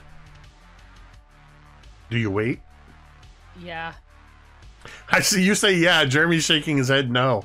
Nope. I remember because he said like it was messy when He people tried talked to get about through with... mopping up the last people who went through it before they were supposed to. No, thank you. Laz wasn't there for gives, that. Like, yeah, and he also gives like zero credence to what most adults say. So, yeah, he's absolutely. If Laz tries to go through that fucking door, I want to grab him. So Yeah. He's at least first, going for the ring. Laz, you go to open the door. Are you going to let him open the door? Sure. Laz, you grab hold of the ring. You lift up the door. And as the door opens, it's as if you are pulled through an open airlock in a starship. You watch as Laz just suddenly goes, and he's gone, and the trap door slams shut behind him. The door hoovered Laz. Nobody then else. You hear, wait, wait, wait, wait, wait. Whatever you do, hold on. As Jessica, Oak, and Heinz get down there. Be very careful before you go through the door. I don't know what is going to happen if you open the... Where is the dark one, the brooding one? He got sucked through the door. That's why I didn't want anybody to open the door yet. You're so impatient. He's really anti-authoritative. Why? What happened to him? I don't know. I don't know what will happen to any of you, but... We were supposed to wait until nightfall. I was going to open it and you would go back exactly where you were supposed to be. If we don't go through... God. If you don't go through now, I don't know when you'll be able to go through again. You have to decide now if you want to go through or you want to stay here. But if you're going to go through, you have to go now. I shake my head and I open the door too. I pull it open. What'd you say, Sorry. Coop? I apologize. You first. Nothing. I said, did he turn into Laz of wheat? Like cream of wheat? If he went through the door, he's probably okay, but he's somewhere. Somewhen. It is a chance you will all take. You open the door? Immediately. Mm-hmm. As the door opens, Rosie immediately gets sucked in through. And this time the door... Her hat gets left behind. Please, somebody grab her hat. I grab my bag, which I imagine I had put down before I had run to go get Coop. Do I see the bars of silver that Rosie had? You would, because Rosie's hat and the bars of silver that are on the ground, they're all starting to vibrate. And actually, after a moment, Rosie's hat just kind of goes and goes through the open door. The bars of silver are starting to move. You can absolutely grab at them. No rolls needed. I'll grab them, and Laz and Rosie are already through. But the last time, I went and was hasty, there were problems. So I'm gonna make sure that Oak and Coop go through. But I've got the backpack, on. And I'm gonna make sure the little ones go first. You shove the silver bars into your pack, and you're sort of holding onto that false door there, feeling the pull of this open door as you, Oak and Coop and Jessica, you see Billy standing there sort of motioning at you all. Who's going in next? Thank you, Heinz. You've been so kind. Oh no, we never got a chance to bury the juicy fruit. And then he goes. like almost like, hold on a second, I'm gonna the juicy fruit. Woo! It's perfect. Yes. Yes. All right, Oh Coop's my gone. God. Oak's gonna make sure he has everything that he needs, and he is frazzled, absolutely frazzled. His hair is like, his pompadour hair is like puffed up beyond belief. His eyes look crazed. He's just like, well, better time than nothing, and just books it toward the hole, and like, I hope we're right. As Oak runs towards this hole, there's a moment where, as you sort of leap like you're going to go in, for just a moment, Oak, you're sort of held in this space above, because you feel whatever force it is that's pulling almost stops for a moment, and there's a weird sort of weightlessness there. Yeah. And just for a moment, you think, Jessica, you and Billy are the only ones left, as you see Oak just sort of float there for a minute. And I imagine, Oak, you go to say something, and you don't even get the first syllable out, and just, shroom, he's pulled through. What are you doing, Jessica? Jessica like looks to Heinz and just like squints and nods, and then is going to go into the door. You get to the door, Follow suit. and as you get there, there is no hesitation. You are pulled right through the door. And Billy, you said once Jessica's through, you're going to follow suit.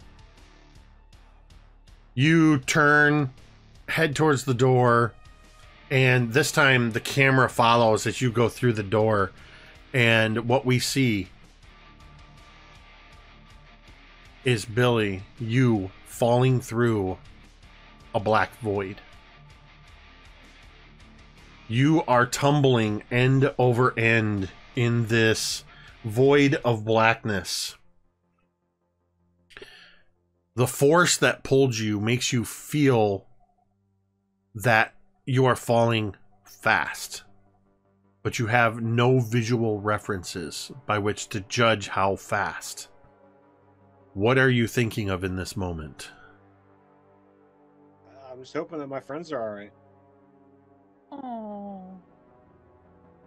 I mean, there was the whole process of, well, you had to clean up a mess, and we went through when he was telling us not to. So, Okay. So you are concerned about the new friends that you've made as you are falling in this space. As you seem to almost like a skydiver cam following along, you whip past the camera, and suddenly we see Jessica falling through this black void, all alone, nobody around you. You're falling fast. What is going through your mind? I think that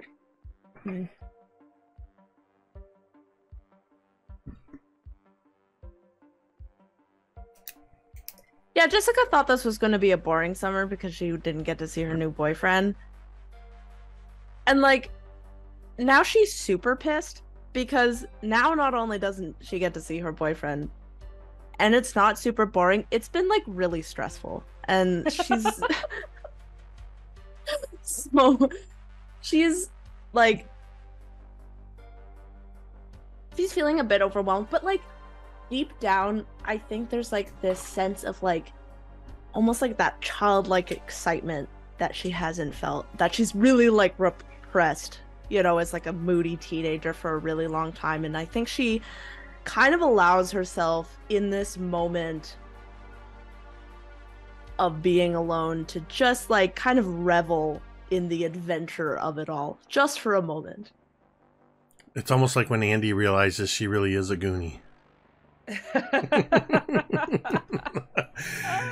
And the camera whips past, and we see Coop.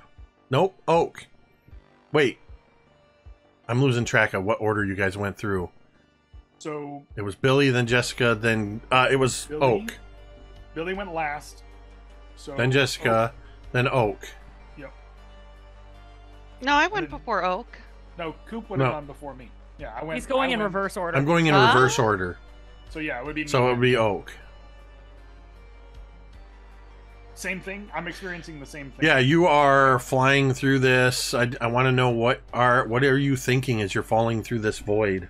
The moment that I get sucked down into this void, I think there was this moment of like excitement because I have all my friends back, but then immediate terror as I like drop Tower of Terror style into this hole, and there's no bottom, there's no nothing. I'm just floating, endless void. And a part of it, I think Oak is spiraling in a sense of like looking around for people. Do I see any of my friends in the vicinity of me? You see no one. You hear no one. Okay, awesome. Fantastic. Panic-stricken 12-year-old. So I'm just looking at my notes here. Well, no. No. Okay, good. Okay. Well, I just want to make sure I didn't trigger any fears here. Okay, I for a moment there, I was wondering, is this Chad looking at his notes, or is Oak falling through an endless void going, no. What? Let me do some calculations here. Hold on. Wait. No, not possible. No. Oak is fearful at the moment, right? Because he doesn't know where this is going. But then there's a moment where he starts thinking of the past 18 some hours that we've probably been together. More like 8. More like 8. Okay. So like just the past day of all the insanity that has happened in the past day. And he just kind of revels in the good moments, like the fun moments. And it causes him to relax. In that space, it causes him to relax, and he just like full on opens his arms up, like kind of waiting in a pool, and like leans back and just lets it take him. Just lets whatever current, whatever drop is happening, he's just gonna let it take him until he can lay eyes on a friend. And then like a skydiver, he's just gonna try to reach out and grab if he sees a person, right? And the camera flips past you, rotating around, and we see Coop falling end over end in this void. And the same question, what is going through Coop's mind? Oh, Coop's having a great time. He is so hopped up on adrenaline right now. He is like a young Wall Street stockbroker doing lines in the bathroom at Spago. Like, he has his arms out. There are trails of stars coming off of him. Irene Cara's "What a Feeling" playing in the background. Like, he's got all of these new friends. He just made a giant monster friend whose life he saved. He's having the best time. There's a tiny bit of him that's a little worried about the possibility of ending up as spaghetti at the end of whatever's happening, but it's at the back of his head. And again, the camera flashes around and we see Rosie, hatless, tumbling through the void. Rosie. Carrie's so method. Yeah, they gotta be. Rosie is like fucking flailing in very stark contrast to Oak's inner peace. She is like flailing as she freaking plummets. She's fairly confident that there's going to be a hard bottom at the bottom of this hole and that she's going to die. And she is so pissed for a time at Laz, at being the first one to just wreck this whole thing. We did everything we needed to do, and that impatient bastard quite possibly wrecked it for all of us. And then she's pissed at herself for following Laz, because why the hell would she do that? And then as she's more and more confident with each passing second that she's gonna die, she would think about her family. She would think about her brother, and she would think about her dad. And then there are very brief flashes intermixed in those thoughts of her mother. And she continues to flail and fall, and she doesn't scream, but she's really, really close to it. And one more flash of the camera, and we see Laz tumbling through the void. Laz, what's going through your mind? I think initially Laz is somewhat panicked because he doesn't understand exactly what's going on. Every other time that they've passed through one of these doors, it's been instantaneous. So he's thinking that something has gone terribly wrong, and maybe, just maybe, he's actually died. And as it continues on for like a moment longer, and that uncertainty kind of starts to well up in him, he does the exact same thing that he does every time he's falling down a dark hole. He closes his eyes and he starts to pretend that he has his headphones on and he's just lost in his music, trying to wait this moment out.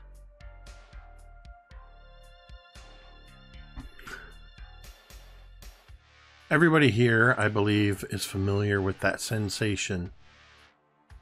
As you are drifting off to sleep, you feel as if, sometimes it's even accompanied by a brief dream of a mishit baseball flying at your face. Somebody tosses a basketball at you. I don't know why mine are always sports related because I hate sports, but it's that sudden jolt that you feel in every muscle of your body that jerks you suddenly awake. Coop, Oak, Rosie, Billy, and Jessica.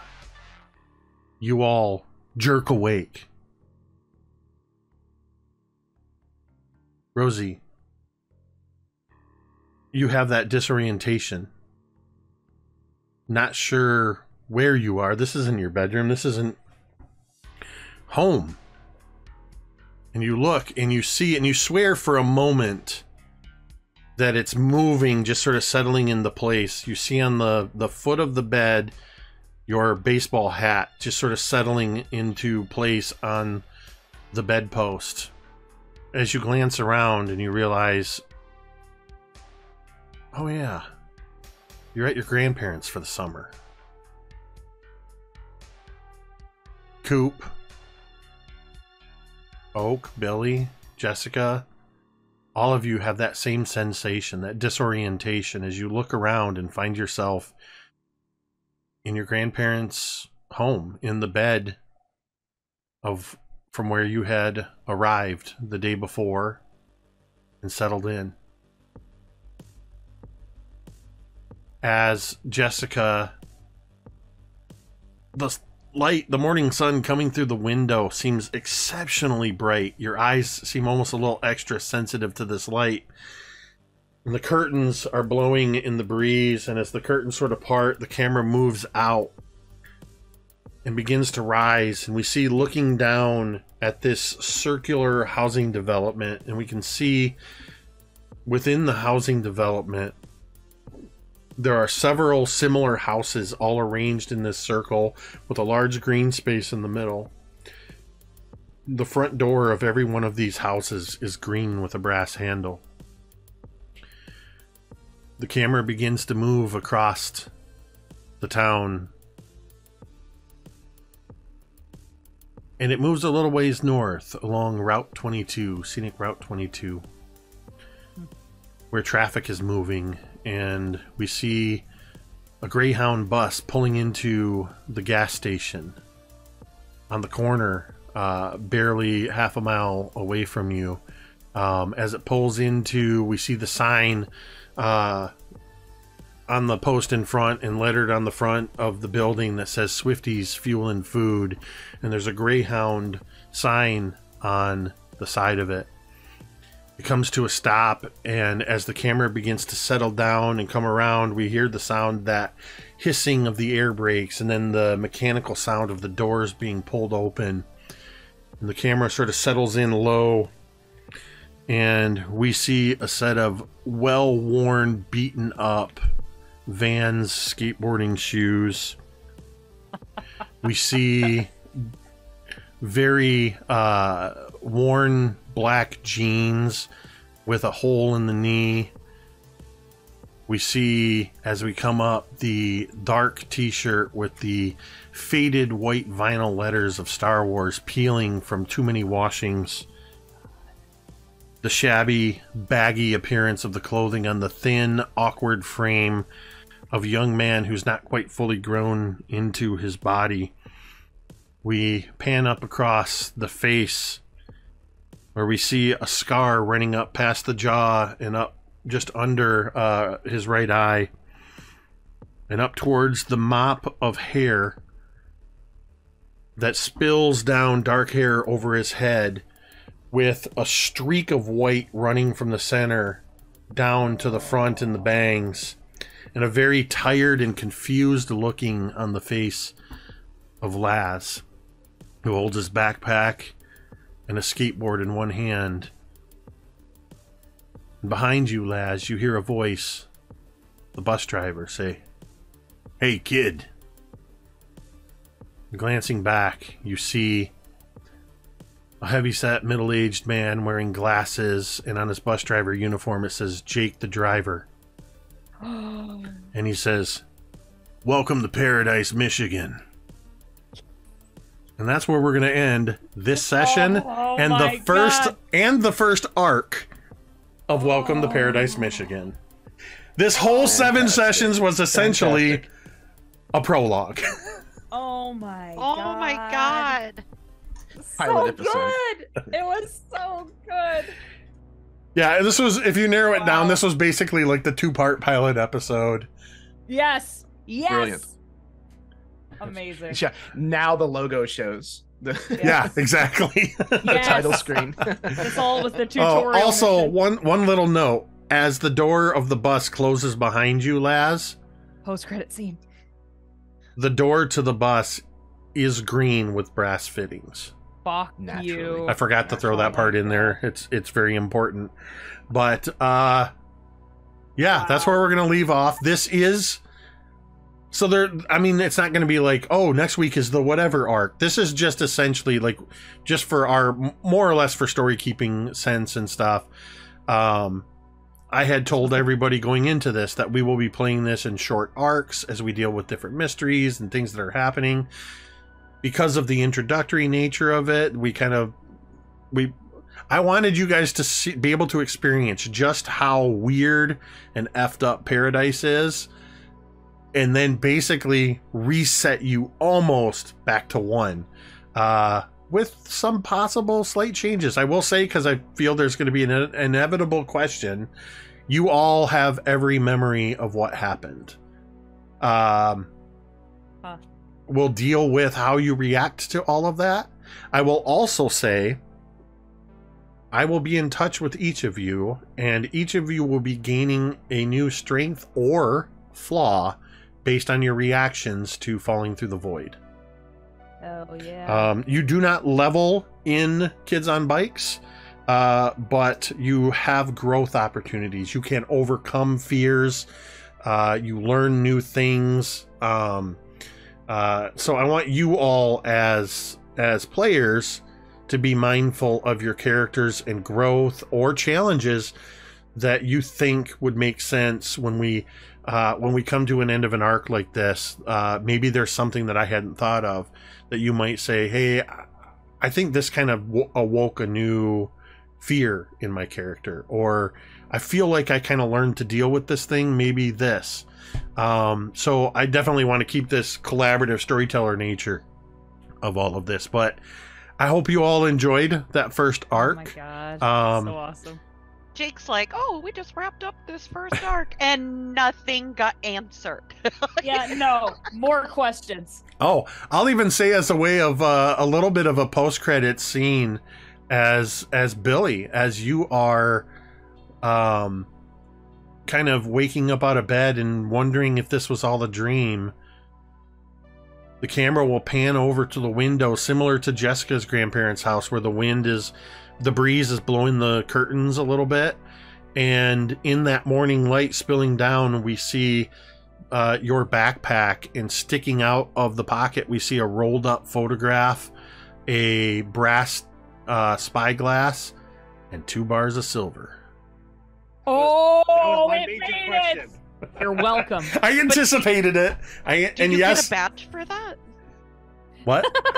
He got his time traveler's badge. Yes, that's He also gets a mining badge, because who brings 2 bars of silver to the scouts and is like, hey, look what I got. What? And literally anybody who has 2 bars of silver would do exactly that. So, legitimately, I do hope, and I got the sense that you all enjoyed that. Oh my God. This hopefully gives you a good sense of what you're in for in Paradise, Michigan. This is not your typical 1 to 20 or 1 to 10 campaign where there are definitely clear through threads, but think of this more as a lot of, like, there might be Monster of the Week type episodes, and we might have other, you have your Skyrim map. You can choose where you want to go in town, and it's up to you to decide where you're going to go next. I'm not going to tell you, oh, this week we're going to be working on this. So if you guys want to start talking amongst yourselves, that's just something to be aware of for the next session. You're going to have to figure out what you want to do. It's your sort of open world of Paradise, Michigan, and you have the whole summer before you. So with that,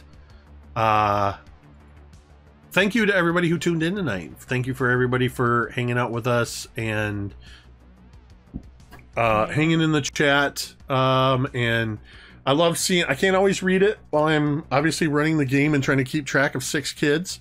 Not to mention all the adults. Who knows what happened to all of them. Dead. But I love seeing that chat is active and there's a lot of stuff going on in there. So yeah, thank you to everybody who participated in chat. And if you're somebody that likes to hang out, I'm trying to do 2 things at once. I'm queuing up this is what happens when you watch the chat. No, I'm trying. Yeah, exactly. I'm trying to queue up the raid, figure out who we're going to raid. Yeah, if you like to lurk in the chat, we do appreciate you. If you're somebody that wants to just, quietly watch, and we hope you enjoy everything. Reminder that all episodes are available on youtube.com/miniterrain domain. So you can catch up on this and other streams over there on YouTube with all of our VODs. And we are going to throw a raid over in a moment to the Amphitheater. Looks like they're playing some D&D. Some friends of the channel are over there that I can see. So share your love when you get over there. But before we go, I have to say, of course, a huge thank you to all of these amazing humans that I am so lucky to get to play this game with, that indulge me as I say, hey, you want to go to the 1980s and just see what weird stuff we can get up to? So thank you to Chad, Tamiko, Carrie, Ted, Jeremy, and Elm, without whom this would have just been me talking to myself for a couple hours. With that, we're going to go ahead and end this stream the same way we end every stream, and you can say it with me if you want. Super subtle, guys.